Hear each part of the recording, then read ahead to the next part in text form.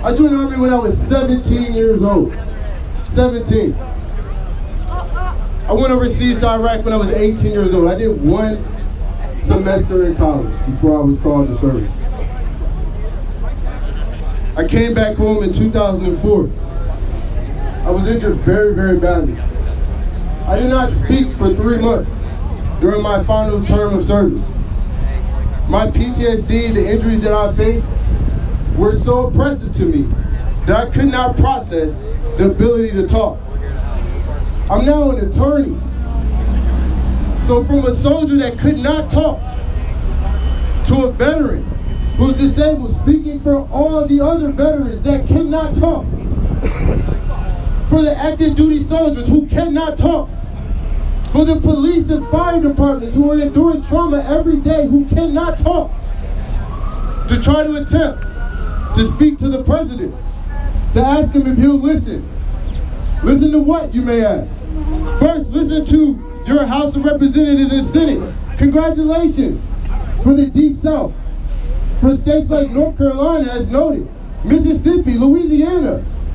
There were legislators voting on behalf of veterans across the country to support our ability to heal ourselves. Someone asked, well, that's a good step, that's enough. No, it's not. It's not enough. Easier access does not equal equal access. Get it right. Easier access does not equal equal access. I know it's a little difficult. But when you move a little bit further, we say, well, what's left? How does that happen? How do you have 25 states that I'm a criminal in for receiving my medication and 25 states that I'm not a criminal in? I'm an attorney and upstanding citizen. Am I valued less as a veteran from state to state? Are the veterans I serve with valued less in North Carolina than in Maryland? Hell no. So we look at the issue. As an attorney, I wanted to come out here to break it down a little bit further. My team, We for Warriors, went to come out here and break it down a little easier for you. There's a conflict between federal law and state laws. When that happens, federal law wins. There's currently a conflict with federal law and discriminatory policies and medical ethics violations that occur against veterans who have a workforce-created injury. It's not funny. We see people joking on TV. It's hurtful. I know young men who killed themselves for this. There are people who set themselves on fire.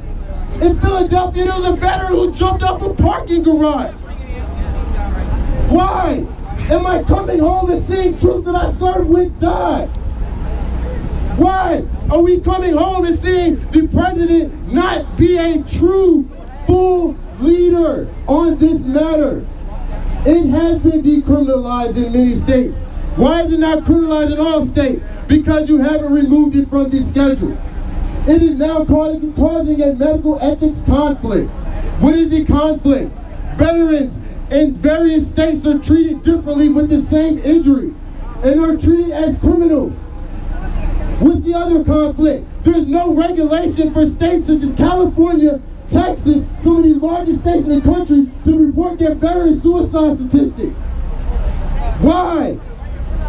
When there's a conflict between the federal law and state's law, federal law wins. We don't have to tell the states how to run their medical programs. You just have to make it easier for them to do it. You have to give good people like the senators and Republicans who voted yesterday to pass this bill the ability to lead their citizens, the ability to stand up for their veterans. And for that, today we're gonna die in. For that, today we're gonna lay on the ground for 22 minutes. So you can look at the sky.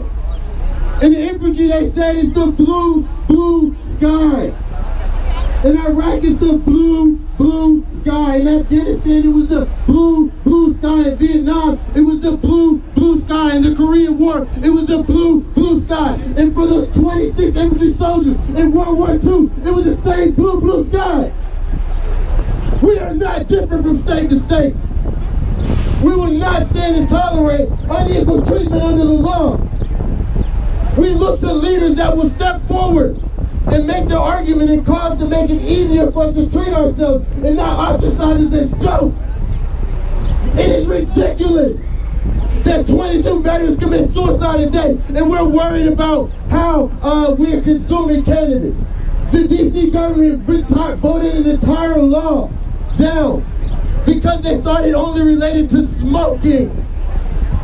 They voted to make consumption of cannabis illegal because as legal minds and legislators, they did not care enough to read in between the lines to understand that consumption does not equal smoking.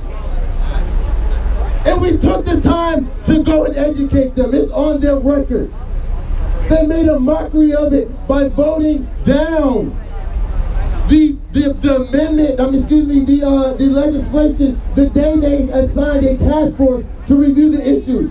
So how do we have legislators who will not take the time to educate themselves?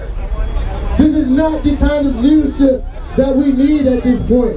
Our country is going through enough turmoil in an election year for us to keep turning over in our grave, resting against Harry Anslinger's tradition of racism. So here coming up is 6:03. I'm going to set an alarm for 22 minutes. And those who support veterans, and those who think 22 is enough, those who want to commend our House of Representatives and Senate for taking their first step and ask the President to make their job easier, I ask you to commit to a die-in. Thank you. Hell yeah! Set an alarm for 22 minutes.